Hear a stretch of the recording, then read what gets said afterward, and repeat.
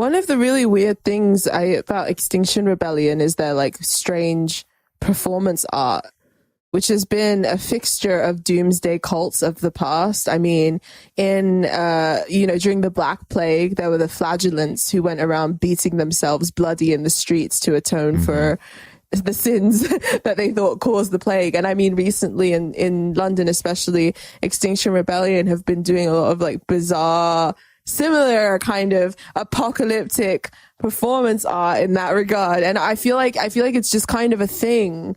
It's all of these different amalgamations together are just kind of like people's cry for meaning, people's cry for community and cohesion. And instead of people coming together in meaningful ways to create that community, they're coming together underneath the umbrella of these sort of mimetic hazards because they feel like it's the only excuse to be around other people, which is really fucking sad if you think about it.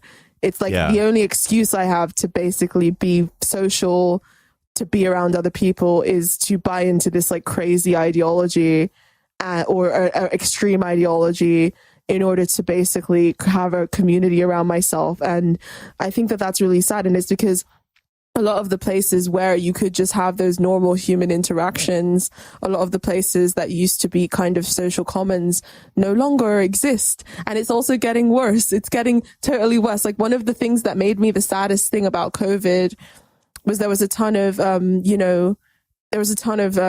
articles being written and sort of hot takes being made by film people about the death of cinema or the death of like the cinematic experience. And, people are sort of postulating that, cinematic experience will be this sort of boutique curated experience where you go to a little tiny cinema and watch like, old reruns. But for the most part, movies and new theatrical releases will be, streamed, and nobody's going to, the cinema experience is not going to be something that people seek out anymore. And like, one of my earliest memories was seeing Lord of the Rings when they first came out with my brothers, and that kind of communal experience of being in the movie theater with a bunch of people who are seeing this fucking amazing like achievement in cinema together for the first time and being completely blown away by it. It's just not the same kind of experience that you would have on your own on your couch.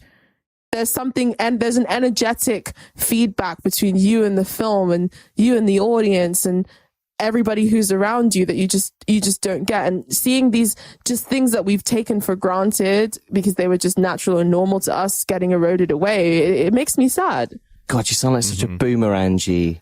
I know. Just watch it on Netflix and be happy. Oh, I remember when the silence turned into talkies, and they were brilliant. Like, none of the kids give a shit, okay? They want to see Endgame again and again and again on Disney Plus for fucking $10 a month. They don't want anything else. No, it's not their fault. Are you going to pull a Scorsese now and be I am. It's not their fault, though. That's what they know, so I'm not going to make it an individual critique. It's what they know. It's not their fault, and it's also what the market is providing for them at the end of the day. So like, whatever. I mean, it gets back to the whole atomization issue. Like, what we're talking about is a communal experience in which, people are all together, witnessing, experiencing, having thoughts, leaning over to each other, going, "Oh my God, I don't know." But and the where it's going is people in a living room looking at a thing that they decided every single aspect about when I'm going to watch it, what I'm going to eat with it, what I'm going to do after, et cetera, et cetera. I mean, it's fully like you're alone and you're doing exactly your own program, so to speak. Yeah, exactly. I mean, I think that there will always be a space for the cinematic experience because there are just too many old people with lots of money that want to have that. So it will always be around for at least for kind of the rest of my lifetime. Also, there's theaters that are basically bars now. So if I'm honest, I could see this being a massive fucking benefit. Because if you've been to a fucking cinema, like an Odeon or a View or, I don't know what they got in America, an AMC and stuff like that, they're fucking garbage. Like, the sound system doesn't fucking work half the time. The projection's all fucked up. Like, I'm not paying $20 for a piece of shit fucking cinematic experience. If at this point now I go to a smaller cinema and it's one that's cleaned every time and it's fucking taken care of, it's not just then about, you get a better fucking time out of it. It's not so just, it could be good. Number one, it's not just about the technical competency of the picture. The shared experience of it is also what is part of the reason you go to the cinema. The ritual, the ritual of buying the popcorn, the ritual of the sticky fucking seats and the sticky floors. Like there's a ritualistic aspect. It's like the community. Okay, it's like the community. Jake, have you never went to see a movie that's like a funny movie or like a scary movie where like the audience is like laughing and screaming and like it's fun. It's like it of really course adds to comedy movies and I like that. But most films I would go to see at the cinema aren't comedy movies. Comedy movies are the sort of movies I reserve for YouTube or for Netflix or whatever. When I go to the cinema, I'll go and watch The Hateful Eight. I'll go and watch Once Upon a Time in Hollywood. Like, I was lucky enough. I got to go to the premiere of that at Leicester Square, like for tech people and whatever. Like that was fucking awesome. Seeing it in this massive theater. Like I love that. But you know what? The part of that experience that isn't the bit that gets me fucking hard, it's hearing everyone else laugh. Like, I don't give a shit. I want to watch a big fucking screen in the dark and I want to have the fucking sound move all around me. I don't give a shit about the sticky floors or fucking people. Just give me the fucking epic cinematic experience. Listen, it's because you're a fucking consumer. And for me, I don't care about whether the projectionist is on point. I don't really care about whether the cinema screen is. I don't even care about whether the fucking sound is calibrated properly. I just like the ritual and the experience of going to the cinema. It's like going to church. Yeah, it's like going to church for me. I don't like, I'm not a consumer in that regard, okay? And I don't, it's not like I want to, it's not that I want to fucking curate something, but for me, it's like, if you're going to fucking do something and you're going to charge people money for it, do a fucking good job of it. Like, that's the only thing. It's the same thing when we went to fucking... the fact it's kind of janky is part of the... No, there's a little charm there, I absolutely hate that. Unless I'm watching like an old 80s film or something, I fucking hate that, absolutely. Well, also, your job is also making things sound correct, though, so like I kind of get where you're coming from on it. It's a goblin. But it's like when we lived in Fulham... In bed with the goblin. When we lived in Fulham, and there was that fucking Becky's Pizza place... Yeah. Why would you open a fucking pizza restaurant if you can't even make a pepperoni pizza? It's your weird. It's just like, if you're going to do something, do it. Put your fucking heart into it. Do it. Do a good job of it. This is just like your weird pedantic weirdness. But anyway, back to the original point of what we were saying. Like the point I'm trying to make is that human beings, we need excuses to be around each other because we're fucking weird and we're awkward and we are insecure and we're vulnerable. And at the core of everything, we're all very deeply frail. Like no matter whatever facade anyone tries to put on, at the core of every single human being is like a very deep fragility. A white fragility. A very white fragility. A very white fragility. And every human being is vulnerable in that sense, and we need to invent excuses to be around each other. I mean, I feel like that's half of the reason why our rituals exist, whether that be going to church or going to school or going to the cinema or going to a bar or going anywhere. Or looking up the insane thing that Q has said. We need excuses to be around each other, and sometimes those excuses are benign excuses. Sometimes those excuses are really edifying, like life fulfilling kind of life affirming excuses, and sometimes they're incredibly terrible excuses that are rooted around really dangerous or perverse ideologies. But the community fucking cousins, and that's you were talking about science. Let's gather around that. You were talking about Scientology earlier, Ashley, and I feel like that's part of the reason why a lot of people stay. Like if you watch those documentaries about Scientology, most of them don't actually believe in the tenets of Scientology, but they're really in deep because all of their social bonds and their economic bonds are also tied into this organization, because it's like capitalism within capitalism.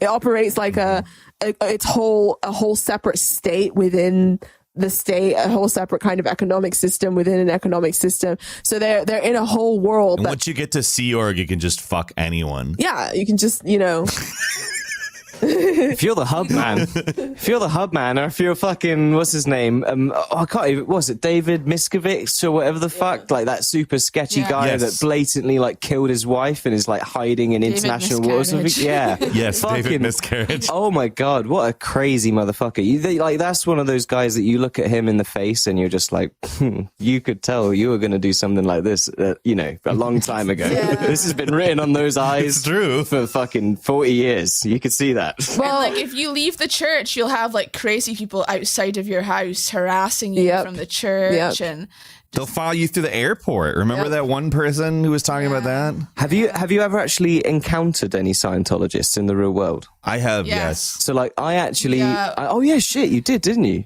But like I used to pass literally them every day on the way to work. Well, like when going to work was still a thing. And like the level of fucking crazy in their eyes is just beyond. Like it's just vast deepness of like, oh yes, come. Yeah. Exactly. It's fine. Come take the personality test. You'll do great. It's fine. And you're just like, have you seen the Peep Show episode, which is basically making fun of Scientology? Oh yeah. It's literally just like that. Come take the personality test, and they both. Wait, no, it's Mark. It's just like these guys hand out free personality tests outside Oxford Circus like every morning, and like every morning for what now? 4 years. I say, no thanks, mate. Like, and you'd kind of think like at this point, I know there's a lot of people, my dude, but I have literally said things to you multiple times. You have to know by now. These 4 years of like, the first time I'm a little bit like, dude, why are you out here trying to give people this crazy shit? Like, you got better things to do. You should go home. Fuck this. And then obviously they give you the robot like, oh, you're one of those bad ones, aren't you? And then you just kind of, okay, all right. And I remember being in like a bad mood one day and coming home and they're trying to give me this fucking personality shit again. I was just like, listen, man, just fuck off. Getting really mad at me. So I was like, he definitely fucking remembers me next time. And then he came and gave offers me again. And the hot dog stand guy knows you after you go 3 times. Exactly. Like, you know what I mean? Oh, exactly. Well, I mean, another really strange phenomenon that's been going on has been the anti-COVID lockdown protests. And they've occurred like all over the world. But recently there was one that happened here in the UK. And Piers Corbyn, Jeremy Corbyn's brother, was there. And he was like one of the organizers of it. And, David Icke was also one of the key speakers at it, and it was this really big protest out in Trafalgar Square that attracted a lot of people.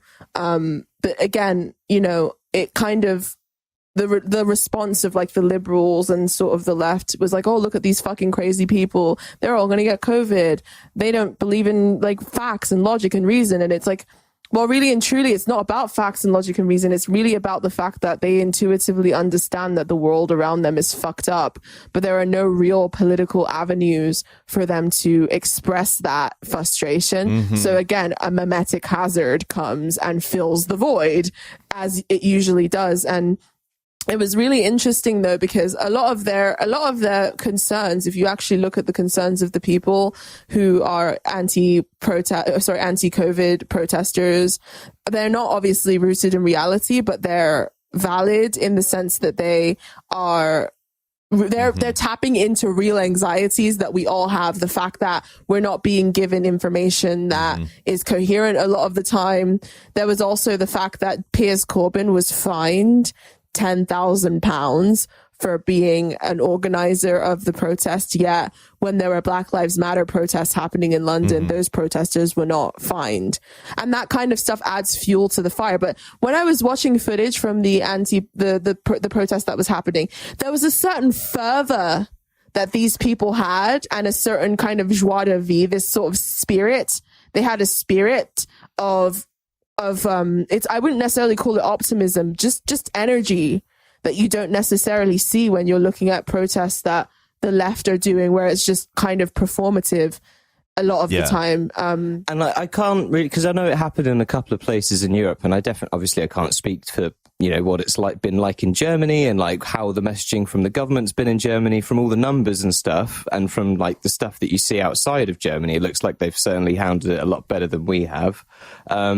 In the UK, but there's this one woman that actually made like a shitload of sense as he was there. There was quite a few people they interviewed on the Sun video I saw on YouTube or whatever. It was They obviously were fucking rambling off some utter nonsense on a couple of them. Some fun stuff. Oh yeah, some fun stuff for sure. Some fun folks you want to have at the party, definitely. But there was this one woman that's just like, look, I just don't understand. Like fucking, you're telling me you can't be within 2 meters of people, but at the same time you're encouraging people to get into enclosed spaces like restaurants and giving them money off to go out and eat and all of this stuff. And you basically the government just making all of these laws and suggestions around it, which are completely contradictory. So why should I even believe that this fucking thing is real? And you're just like, well, I followed you A, B, C, and then bang at the conclusion you drop off there like COVID is fake. Yeah.